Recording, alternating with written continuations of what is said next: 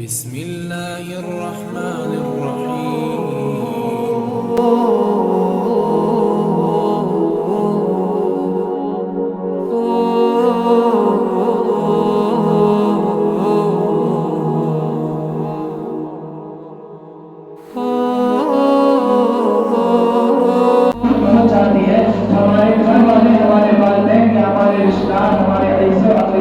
اپنی پوری زندگی کی کمائی، اپنی پوری زندگی کی دولت اس دنیا میں صرف اس بات پر کر دیتے ہیں کہ کسی طریقے سے میرے خاندان والے، میرے رشتہ دار یا اگر میرے ماں باپ یا میرے فیملی کا کوئی ممبر ہے تو ان کی جان بچائی جا سکے،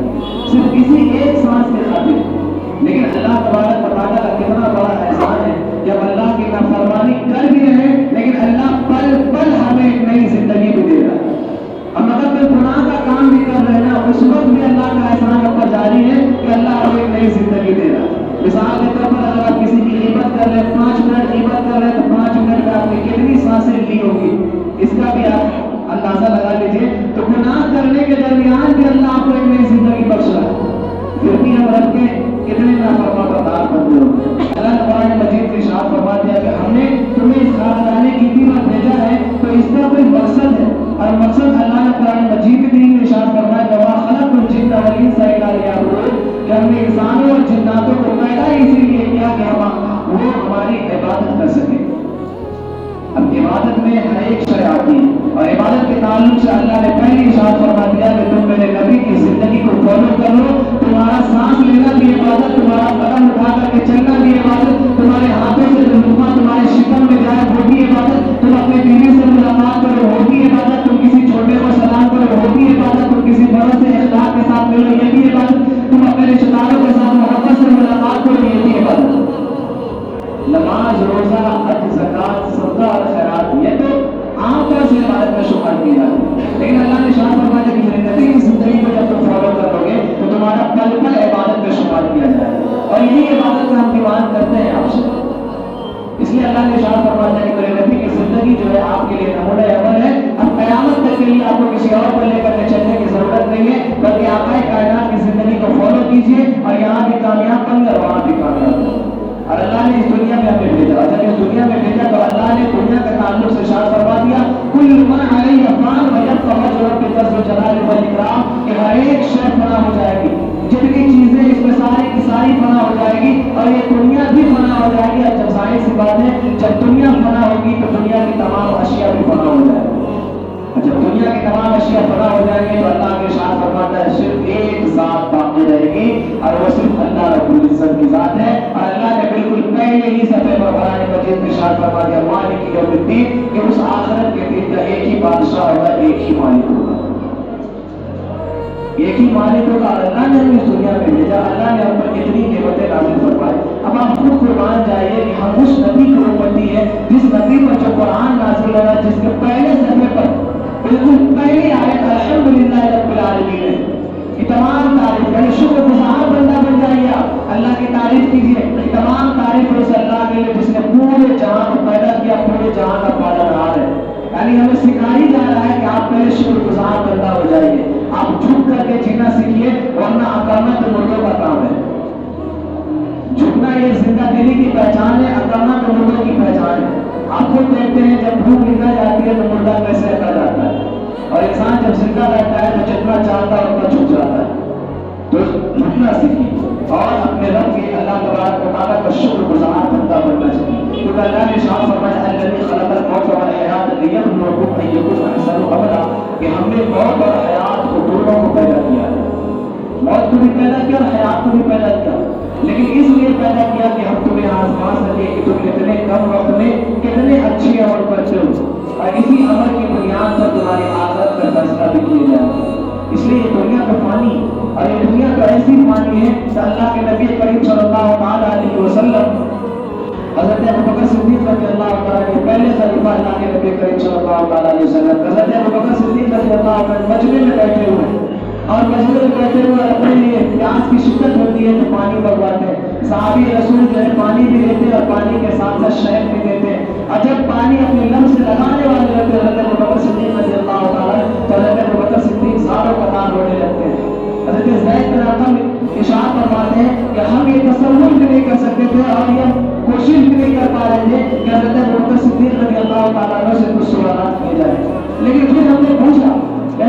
کے نبی کریم صلی اللہ علیہ وسلم کے پہلے خلیفہ یہ بتائیے کہ آپ کی اس قدر سالوں قطار رونے کی وجہ کیا ہے؟ حضرت ابوبکر صدیق رضی اللہ عنہ ارشاد فرماتے ہیں کہ کیا تمہیں معلوم نہیں کہ میں اور نبی کریم صلی اللہ علیہ وسلم ایک جگہ ہمراہ تھے، ایک ساتھ تھے، میں نے دیکھا کہ آقا کائنات صلی اللہ علیہ وسلم اپنے طرف سے کسی چیز کو دور کر رہے ہیں اور کہہ رہے ہیں کہ تم ہٹ جاؤ، مجھ سے دور چلے جاؤ، میرے قریب مت آؤ۔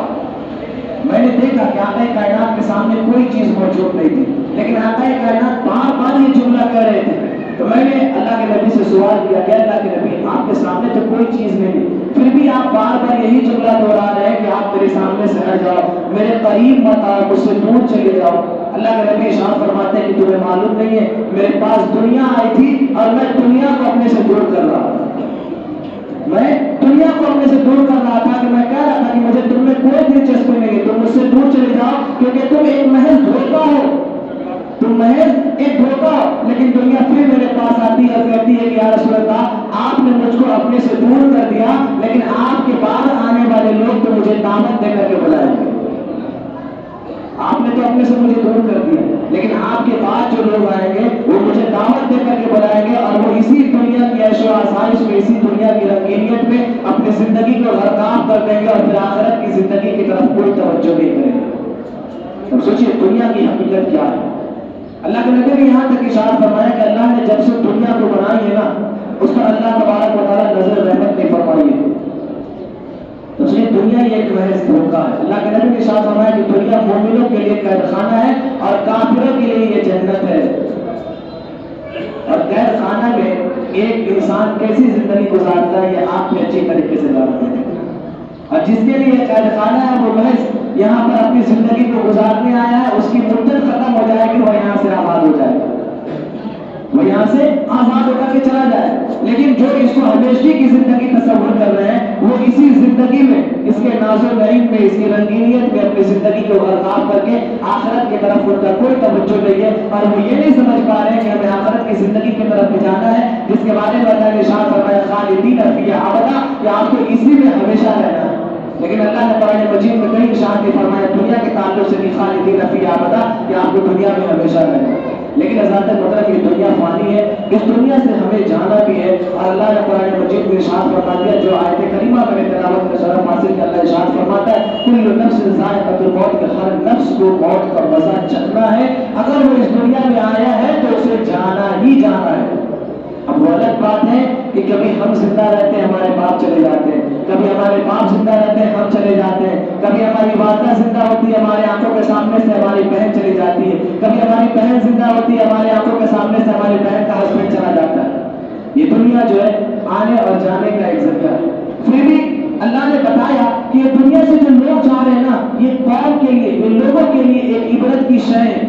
ایک عبرت کی شے ہے، اور لوگوں کو سمجھنا چاہیے کہ جس انسان کی نماز جنازہ آپ پڑھ رہے ہیں، ایک دن آپ کی بھی نماز جنازہ ایسی ہی پڑھی جائے گی، اور آپ کو بھی لوگ کندھے پر لے کر کے جائیں گے، اور کندھے پر لے جا کر کے آپ کو بھی ایک کال کوٹری میں چھوڑ کر کے، اتنی ہی بس آپ کی حیثیت ہے کہ آپ کو مٹی سے پیدا کیا گیا ہے، اور یہی آپ کے رشتہ دار، یہی آپ کے عزیز و اقربا جو آپ سے محبت کرنے والے ہیں، آپ سے پیار کرنے والے ہیں، آپ سے چاہت رکھنے والے ہیں، وہی عزیز و اقربا آپ کو لے جا کر کے اسی کال کوٹری میں ڈال بھی دیں گے، اور آپ ہی کے قبر پر مٹی ڈال کر کے آپ ہی کی قبر پر ہاتھ جھاڑ بھی دیں گے۔ بس اتنی ہی ہماری حیثیت ہے۔ تو پھر یہ تکبر کس نام کا،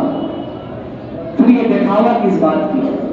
ہم تو بس اتنی ہی دیر کے لیے آئے کہ دنیا میں آئے تو ایک اذان ہوئی، ایک اقامت ہوئی، ایک اذان اور ایک اقامت کے بعد نماز پڑھی جاتی ہے، اور وہی نماز جنازہ ہوتی ہے، بس اتنا ہی وقفے کے لیے ہم آئے۔ اور اس کم وقفے میں جب ہم آئے تو ظاہر سی بات ہے کہ ہم جو یہاں زندگی گزاریں گے اسی کے بیس پر ہمارا آخرت میں فیصلہ بھی کیا جائے گا۔ تو یہ جانے والے جو جاتے ہیں نا، یہ عبرت کی شے ہوتی ہے، اور اللہ تبارک و تعالیٰ نے قرآن مجید میں ایسی کئی عبرت کی چیزیں ہمارے لیے بتائی ہے کہ حضرت موسیٰ علیہ السلام نے خود دعا کی تھی فرعونیوں کے تعلق سے۔ کیا ہے جب موسیٰ علیہ السلام فرعون کے دربار میں موجود تھے اور فرعون بہت سارے جادوگروں کو جمع کیا تھا، وہ جادوگر اپنے اپنے اعتبار سے سانپوں کو پیدا کر رہے تھے کہ تاکہ حضرت موسیٰ علیہ السلام پر ہم غالب آ سکے، تو اللہ کے نبی حضرت موسیٰ اپنے عصا کو چھوڑتے اور وہ عصا جو ہے اژدہا بن جاتا ہے اور تمام سانپوں کو نگل جاتا ہے۔ جادوگر جب حضرت موسیٰ کی اس معجزہ کو دیکھتے ہیں نا، فوراً حضرت موسیٰ کے قدموں میں گر کر کے اسلام قبول کر لیا۔ لیکن فرعون اتنا بدبخت تھا کہ اس نے اسلام قبول نہیں کیا، بلکہ فرعون اور ان کے متبعین حضرت موسیٰ پر ظلم و ستم کے پہاڑ توڑنے لگے، اور حضرت موسیٰ علیہ السلام کے متبعین پر ظلم و ستم کے پہاڑ توڑنے لگے۔ حضرت موسیٰ جلال میں آ کر کے بالکل کفے افسوس بنتے ہوئے دعا کرتے کہ اللہ، زمین میں فرعون بہت شرکس ہو گیا ہے، اس لیے اس کے ظلم کے اعتبار سے اسے سزا دے، تاکہ یہ میرے قوم اور آنے والے قوم کے لیے نصیحت بن جائے یا عبرت بن جائے۔ اب دیکھیے فرعونیوں پر ایک ساتھ 5 عذاب نازل ہوئی تھی، یہ بات دی گئی قرآن میں، اس کا مکمل ذکر ہے۔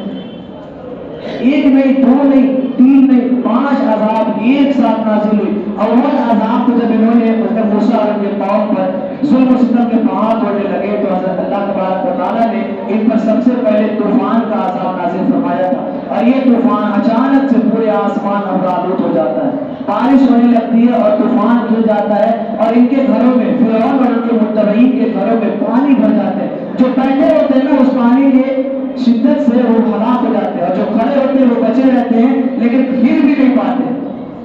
اور یہ فرعونی کہتے ہیں کہ ہمارے گھروں میں پانی اتنا بھرا ہوا ہے، لیکن ہمارے گھر سے متصل جو حضرت موسیٰ کے متبعین تھے ان کے قوم کا گھر جڑا ہوا ہے، لیکن ان کے گھر میں پانی کے ایک قطرے بھی موجود نہیں ہے،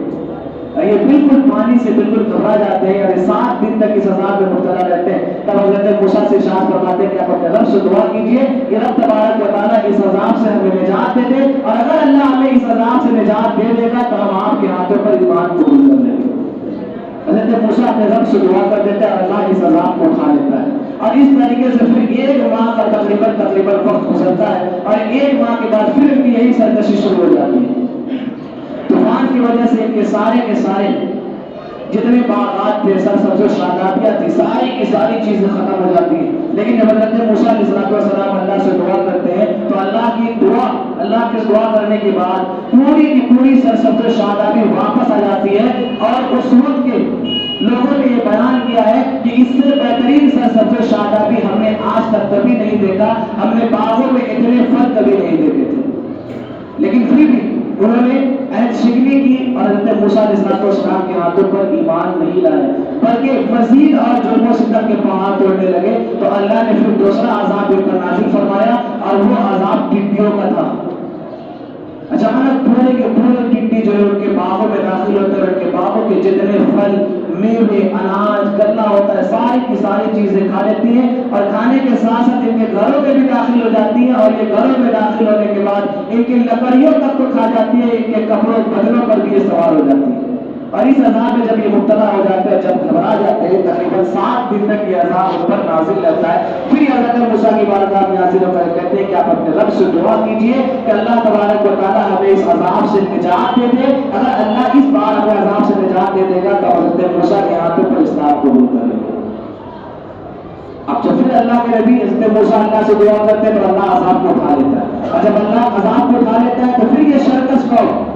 اللہ کی نعمت کو بھلا دیتی ہے، تکبر کرنے لگتی ہے کہ یہ عذاب تو چلا گیا، اب عذاب نہیں آنے والا، اور جو پھل بچے ہوئے ہیں، جو غلے بچے ہوئے ہیں نا، یہ ہمارے لیے کافی ہے۔ پھر حضرت موسیٰ اور ان کے متبعین پر ظلم و ستم کے پہاڑ توڑنے لگتے ہیں، تو پھر اللہ تبارک و تعالیٰ ان پر گھون کا عذاب نازل فرماتا ہے۔ ایک روایت میں گھون آیا ہے، اور ایک روایت میں ہے کہ ایک چھوٹی سی کیڑا جو ان کے گھروں میں داخل ہو جاتے ہیں، ان کے پھلوں میں داخل ہو جاتے ہیں، ان کے اناج میں داخل ہو کر کے پورے اناج کو برباد کر دیتے ہیں، میوے کو برباد کر دیتے ہیں، حتیٰ یہ کہ ان کے چمڑوں پر یہ داخل ہو کر کے ان کے چمڑے کو چاٹ کر کے ان کے چہرے کو چیچک زدہ کر دیتے ہیں، اور یہ اس عذاب میں بھی مبتلا ہوتے ہیں تقریباً 7 دن تک۔ اور جب اس سے پریشان ہو جاتے ہیں تو اپنے رب حضرت موسیٰ کے پاس آ کر موسیٰ سے کہتے ہیں کہ اے موسیٰ اپنے رب سے دعا کر دو، اگر اس بار اللہ ہمیں معاف کر دیتا ہے تو ہم تمہارے ہاتھوں پر ایمان قبول کر لیں گے۔ یہ تیسری مرتبہ تھا حضرت موسیٰ علیہ السلام اللہ سے دعا کرتے ہیں، اللہ عذاب اٹھا لیتا ہے، لیکن پھر بھی یہ بدبخت قوم، یہ شرکس قوم اس سے عبرت حاصل نہیں کرتی ہے، اللہ کی نعمت کا شکر نہیں ادا کرتی ہے، پھر حضرت موسیٰ کی قوم پر بدتمیزیاں شروع کر دیتی ہیں، انہیں گالیاں دینا شروع کر دیتی ہے، اور پھر ظلم و ستم کے پہاڑ توڑنے لگتے ہیں۔ تو پھر اللہ تبارک و تعالیٰ تقریباً 1 ماہ کے بعد ان پر میڈک کا عذاب نازل فرماتا ہے کہ جہاں یہ بیٹھے ہوتے ہزاروں میڈک وہاں پیدا ہو جاتے ہیں، اور یہ جب گفتگو کرتے ہیں، گفتگو کرنے کے لیے منہ کھولتے ہیں، جیسی منہ کھولتے میڈک ان کے منہ میں گھس جاتا ہے، کھانا پکانے کے لیے ہانڈی چلاتے ہیں، اس داخل ہو جاتا ہے. ان کے بدن پر 100 میڈک بیٹھ جاتے ہیں. اب اس میڈک سے بھی عذاب سے یہ گھبرا جاتے ہیں. حضرت موسیٰ کی بارگاہ پہ جاتے ہیں, کہتے ہیں موسیٰ اب دعا کر دیتے, اگر اس بار عذاب ختم ہو گیا تو ہم سچ میں ایمان قبول کر لیں گے. حضرت موسیٰ علیہ السلام اللہ کے پیغمبر ہوتے ہیں. اب پیغمبر کا کام جو ہے رحیمانہ ہوتا ہے. وہ اللہ سے دعا کرتا ہے اللہ عذاب اٹھا لے. اللہ عذاب اٹھا لیتا ہے, لیکن پھر بھی اتنا شرکش قوم, اتنا بدبخت قوم کہ اب بھی ایمان قبول نہیں کرتی, اب بھی ایمان قبول نہیں کرتی ہے. اور پھر حضرت موسیٰ کی قوم پر ظلم و ستم کے پہاڑ توڑنے لگتے ہیں. اور پھر اللہ تبارک و تعالیٰ انہیں خون کے عذاب میں مبتلا کر دیتا ہے, اور ان کے نہریں, ان کے کنویں تمام کے تمام خون سے بھر جاتے ہیں. ان کے متبعین فرعون کے پاس جاتے ہیں, کہتے ہیں کہ اچانک سے ہماری نہریں, ہمارے کنویں پورا خون سے آلودہ ہو گیا, پورا خون سے بھر گیا. آخر کیا بات ہے؟ فرعون کہتا ہے تمہیں معلوم نہیں, ایسا لگتا ہے کہ موسیٰ جادوگر ہے, ہماری آنکھوں پر نظر بند کر دیا ہے. تو ان کے متبعین کہتے ہیں کیسا نظر بند ہے؟ اگر ان کے قوم والے, ان کے ماننے والے جو اللہ پر ایمان لے کر گئے اور کے ہاتھوں پر اسلام قبول کیے ہیں, وہ جب پی رہے پانی, انہیں پانی صاف اور شفاف مل رہا ہے, لیکن جب ہم پانی نکال لیں تو ہمیں پینے کے لیے خون مل رہا ہے. یہ فرعون جو ہے اعلان کروا دیتا ہے کہ جس برتن سے مسلمان پانی نکالے اسی برتن سے تم بھی پانی نکالو. لیکن قدرت کی شان کچھ الگ تھی. مسلمان پانی نکالتا تو صاف اور شفاف خالص میٹھا پانی نکلتا, لیکن جب فرعونی پانی نکالتے تو وہ خالص خون نکلتا تھا. فرعون نے حکم دیا کہ کہہ دو ہم پانی تو پینے نہیں پا رہے, برتن سے کھانا نہیں کھانے پا رہے, جو چیز کھا رہے وہ سارا کا سارا خون بن جا رہا ہے. تو مسلمانوں سے کہو کہ ایک برتن میں ہم کھائیں گے بھی, ایک برتن میں ہم پیئیں گے بھی.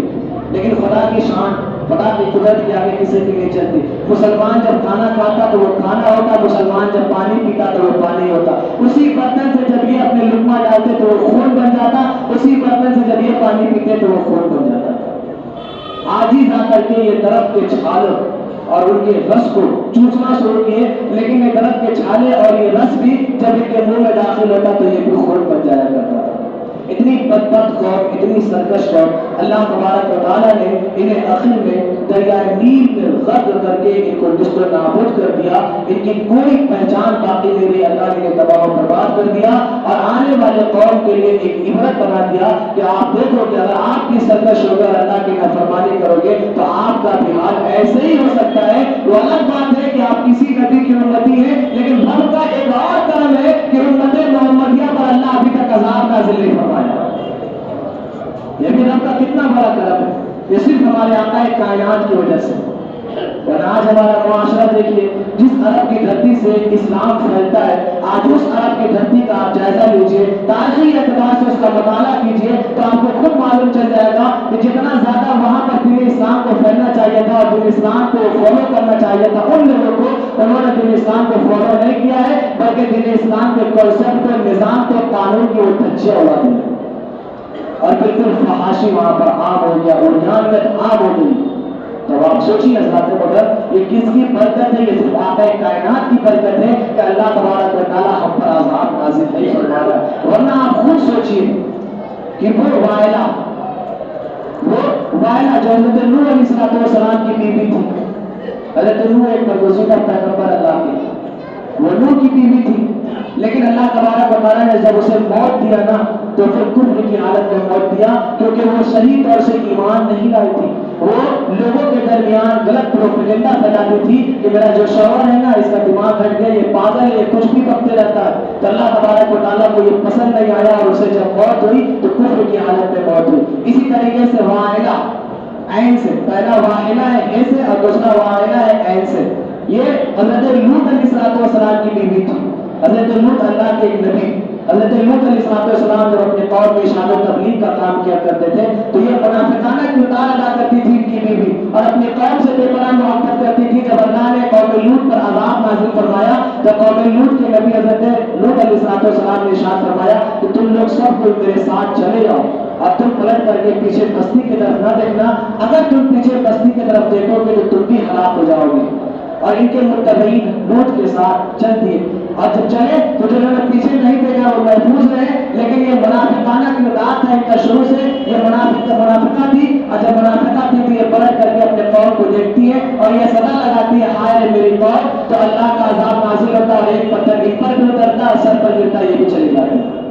ان کی بھی موت جو ہے کفر کی حالت میں ہے۔ اب میں یہ بتانا چاہتا ہوں کہ نبی کی بیوی ہو کر کے بھی ان کی موت جو ہے کفر کی حالت پر آ رہی ہے۔ تو اللہ کا کرشمہ کچھ الگ ہے۔ اللہ جو چاہتا ہے وہی کرتا ہے، اللہ جسے چاہتا ہے عزت دیتا ہے، جسے چاہتا ہے ذلت دیتا ہے۔ نبی کی بیوی ہو کر کے کافرہ مر رہی ہے، لیکن ایک کافر کی بیوی ہو کر کے کوئی جنتی بن رہا ہے۔ کافر کی بیوی ہو کر کے حضرت آسیہ بنت مزاحم رضی اللہ تعالیٰ، یہ فرعون کی بیوی تھی۔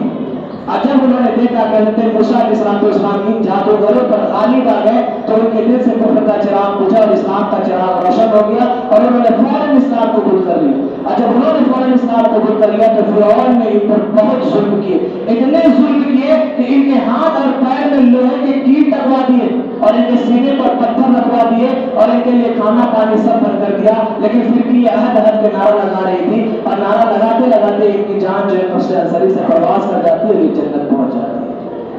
ایک کافر کی بیوی ہو کر کے کوئی جنتی بن گئی۔ حضرت مریم بنت عمران رضی اللہ تعالیٰ عنہ، یہ حضرت عیسیٰ علیہ السلام کی والدہ محترمہ جن کو اللہ تبارک و تعالیٰ نے 3 باپ کے پیدا کیا، اور جب یہ ان بچے کو لے کر حضرت عیسیٰ کو لے کر کے اپنے قوم میں پہنچتی ہیں تو قوم والے نے ان پر طرح طرح کی تہمت لگائی اور طرح طرح کی ان سے بدتمیزیاں کی، لیکن یہ رب کی رضا جوئی کے لیے اس پر صبر کرتی چلی گئی تو اللہ تبارک و تعالیٰ نے ان کے مرتبے کو اتنا بلند کر دیا کہ انہیں جنتی بنا دیا۔ تب سوچیے اللہ کی فرمانی اور نافرمانی میں کتنا فرق ہو جاتا ہے۔ تو ہم تو اللہ کی بہترین نبی کی بہترین امتی ہیں، تو ہم پر تو اور ذمہ داری بنتی ہے کہ ہم اللہ کی فرما برداری اور اچھے طریقے سے کریں۔ تو ذات مطلب موت تو فانی ہے، موت تو آنی ہی آنی ہے، موت سے کسی کو رشتہ داری نہیں ہے، موت آنی ہی آنی ہے، لیکن موت کو اللہ تبارک و تعالیٰ نے ہمارے لیے عبرت بنایا ہے کہ آپ دیکھیے کہ آپ کی نظروں کے سامنے سے کوئی چلا جا رہا ہے، جیسے یہ جا رہا ہے کل ہو کر کے آپ بھی جا سکتے ہیں، یا پل بھر میں ہو سکتا ہے کہ آپ چلے جائیں، ایسا بھی تو ہو سکتا ہے۔ اس لیے موت کا تو کوئی وقت مقرر نہیں ہے۔ موت کو اللہ تبارک و تعالیٰ نے بتایا تو ہے کہ موت آئے گی، لیکن موت کب آئے گی اللہ نے لوگوں کو یہ نہیں بتایا۔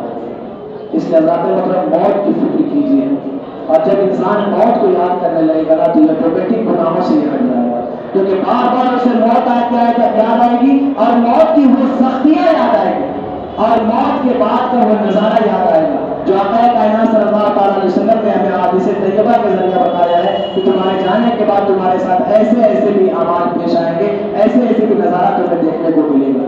تو وہ ساری چیزیں جب آپ کی نگاہوں کے سامنے آ جائیں گی تو آپ آٹومیٹک گناہوں سے دور ہو جائیں گے، اور جب گناہوں سے دور ہوں گے تو پھر اللہ کی فرما برداری میں لگ جائے گا۔ اور یہی اللہ تبارک و تعالیٰ ہم سے ڈیمانڈ بھی کرتا ہے۔ اللہ کی بارگاہ میں دعا ہے کہ اللہ تبارک و تعالیٰ ہمیں ان تمام باتوں پر عمل کرنے کی توفیق عطا فرمائے، بالخصوص ہم سب کو صراط مستقیم پہ گامزن فرمائے اور ہمیں گناہوں سے بچنے کی توفیق اور عافیت عطا فرمائے۔ بولنے میں، کہنے میں، سننے میں کوئی غلطی ہے، مرتبہ استغفر اللہ پڑھ لیجیے، اور استغفر اللہ ربی بالکل ذنب واتوب الیہ وما علینا الا البلاغ۔ السلام علیکم۔ حضرات مطلب کچھ اعلانات ہیں، آپ سماعت فرمائیں۔ بہت ہی مؤدبانہ، عاجزانہ آپ سے گزارش بھی ہے، التماس بھی ہے، ریکویسٹ بھی ہے، درخواست بھی ہے کہ آپ حضرات جب مسجد میں آتے ہیں نماز کے لیے تو صرف آپ یہ سوچئے کہ ہم عبادت کے لیے آ رہے ہیں، اپنے رب کی بارگاہ میں سجدہ ریز ہونے آ رہے ہیں۔ ہمارا رب ہمیں دیکھ رہا ہے، ہمارا رب سب سے بڑا ہے، سب سے اعلیٰ ہے، اس سے بڑا کوئی نہیں ہے، ہم غلام ہیں، ہم بندے ہیں، اس لیے غلامیت کی ثبوت پیش کیجیے اور اپنے رب کی بارگاہ میں آ کر کے عاجزی کے ساتھ اپنے پیشانی کو جھکائیے۔ ایسا نہ ہو کہ آپ رب کے گھر میں آ رہے ہیں، رب کے گھر میں آتے ہی آپ چلانا شروع کر دیتے ہیں، رب کے گھر میں آتے ہی آپ موبائل سے بات کرنا شروع کر دیتے ہیں۔ کیا آپ 10 منٹ کے لیے اپنے موبائل کو نہیں بند کر سکتے؟ کیا آپ 10 منٹ کے لیے کسی سے بات بند نہیں کر سکتے؟ کیا آپ کا قول اللہ تبارک و تعالیٰ کی عبادت سے بھی زیادہ ایمرجنسی ہے؟ آپ مسجد میں آتے ہیں، نماز ہو رہی ہے، جماعت قائم ہے، جماعت کھڑی ہے، اور لوگ جو ہے آ کر کے موبائل پہ گفتگو شروع کرتے ہیں۔ ایسا محسوس ہوتا ہے آپ کتنے بڑے پرائم منسٹر ہیں، چیف منسٹر ہیں، آپ کتنے بڑے عہدے پر فائز ہیں، IAS کلیکٹر آپ بیٹھے ہوئے کہ آپ کا ایک ایک کال جو ہے بہت مہتوپورن ہے۔ اگر یہ آپ Pradhan Mantri, PM، CM، IAS بھی ہوتے نا پھر بھی آپ رب کی بارگاہ میں چھوٹے ہی شمار کیے جاؤ گے، کیونکہ رب نے آپ کو پیدا کیا ہے اور پیدا کرنے والا سب سے بڑا ہوتا ہے۔ تو جماعت کھڑی بھی ہوتی ہے اور آپ آتے ہیں، آپ کا موبائل بچ جاتا ہے، فوراً اٹھا بھی لیتے ہیں اور اس پر سے جرم بڑھائے جرم کی ایک دم سخت لہجے میں تیز تیز گفتگو کرتے ہیں۔ سمجھنا چاہیے کہ آپ نماز کی حالت میں امام کھڑا بھی ہے، مقتدی کھڑے، نماز پڑھا رہے ہیں، امام ترک بھی کر رہا ہے، شاید ایسا بھی ہو سکتا ہے کہ آپ کی آواز سن کر کے ذہن بھٹک جائے، ہو سکتا ہے نا یہ؟ آپ سے ہماری مہربانہ گزارش ہے کہ آپ جو ہے جب مسجد میں تشریف لائیں تو ان ساری چیزوں سے بالخصوص آپ پاک ہو جائیں، بلکہ موبائل سوئچ آف کر دیں۔ ہمارے اراکین نے آپ کے لیے یاد دہانی کے لیے پوسٹر بھی لگا دیا ہے کہ آپ اس کو دیکھ کر کے شاید ذہن میں آپ بھول بھی سکتے ہیں، ایسا ہو سکتا ہے، تو آپ پوسٹر دیکھ لیں، ذہن میں بات یاد آ جائے گی، آپ فوراً بند کر لیجیے۔ ایک چیز دوسری چیز ہے کہ جمعہ کی نماز سے فارغ ہونے کے بعد، ہم نے پہلے بھی کہا تھا اور ایک بار پھر کہہ رہا کہ نماز سے فارغ ہونے کے بعد آپ اتنی تیزی کے ساتھ، اتنے ہجوم کے ساتھ، اتنے واویلا مچا کر یہاں سے نکلتے ہیں، ایسا لگتا ہے کہ آپ 20 سال جیل و قید کی سزا کاٹ کر کے نکل رہے ہیں۔ آپ مسجد میں آئے، 2 منٹ رک ہی جائے گا تو کون سا زحمت بن جائے گا؟ 2 منٹ میں آپ کے عذاب میں، آپ کے ثواب میں کتنا اضافہ ہو جائے گا؟ تو آپ اطمینان کے ساتھ مسجد سے نکلے، ایک دم واویلا مچاتے ہوئے۔ لوگ سنت پر تو ان کو بھی ڈسٹرب ہوتا ہے اور بار بار یہی سوالات آتے بھی ہیں، اس لیے آپ سے ہماری گزارش ہے کہ ان باتوں پر بالخصوص توجہ دیں۔ اللہ کی بارگاہ میں دعا ہے کہ اللہ تبارک و تعالیٰ ان باتوں پر عمل کرنے کی توفیق عطا فرمائے۔ کھڑے ہو جائیں، سنت ادا کر لیں، صفوں کو درست کر لیں۔ اللهم رب محمد صلى عليه وسلم ونحن عباد محمد صلى عليه وسلم اللهم ربنا آتنا في الدنيا حسنة وفي الآخرة حسنة وقنا عذاب النار وقنا عذاب القبر وقنا عذاب الحشر وقنا عذاب الدين وقنا عذاب الدارين اللهم احفظنا من كل بلاء الدنيا وعذاب الآخرة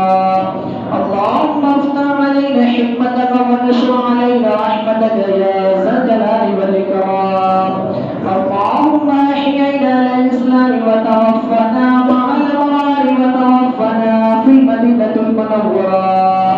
اللهم افرغ علينا صبرا وثبت أقدامنا وانصرنا على القوم الكافرين یا اللہ یا رحمان یا رحیم تیری مالا مستقیم مولا، ہم سب تیرے بندے تیری بندگی کے لیے تیرے گھر میں حاضر ہیں مولا، تو اپنے رحم یا کریمے سے ہمارے حاضری کو قبول و مقبول عطا فرما۔ ہم میں سے جو پریشان ہیں مولا، ان کی پریشانیوں کو دور عطا فرما، جو بیمار ہیں مولا انہیں شفا عاجلہ اور کامل عطا فرما مولا، جو بچے علم حاصل کر رہے ہیں مولا انہیں علم نافع عطا فرما، جو روزی سے جڑے ہوئے مولا ان کے رزق میں بے پناہ برکت عطا فرما، جو روزی کی تلاش میں مولا غیب سے ان کے لیے روزی کا انتظام فرما مولا، جو بار قرض میں ڈوبے ہوئے مولا غیر سے ان کے لیے قرض کی ادائیگی کا انتظام فرما مولا، تو اپنے رحم یا کریمے سے اس علاقے کے مسلمانوں کی جان و مال، عزت و آبرو، عقیدے اور گھروں کی حفاظت فرما مولا، ہم سب کو صراط مستقیم پہ چلنے کی توفیق عطا فرما، ہم سب کو برائیوں سے بچنے کی توفیق عطا فرما، ہم سب کو گناہوں سے بچنے کی توفیق عطا فرما، نمازیں پر جگانا کی توفیق عطا فرما، جب تک زندہ ہے مولا ایمان پر زندہ رکھ، جب یہاں سے جائے مولا ایمان بالخاتمہ موت نصیب فرما، اور روز محشر اٹھے تو حضور کی شفاعت نصیب فرما۔ ان اللہ و ملائکتہ یصلون علی النبی یا ایھا الذین آمنوا صلوا علیہ وسلموا تسلیما۔ اللهم صل علی سیدنا شفیعنا مولانا محمد بارک وسلم صلی اللہ علیہ وسلم وسلام علیک یا رسول اللہ صلی اللہ تعالی علیہ وسلم۔ سبحان ربک رب العزة عما یصفون وسلام علی المرسلین والحمد للہ رب العالمین برحمتک یا ارحم الراحمین۔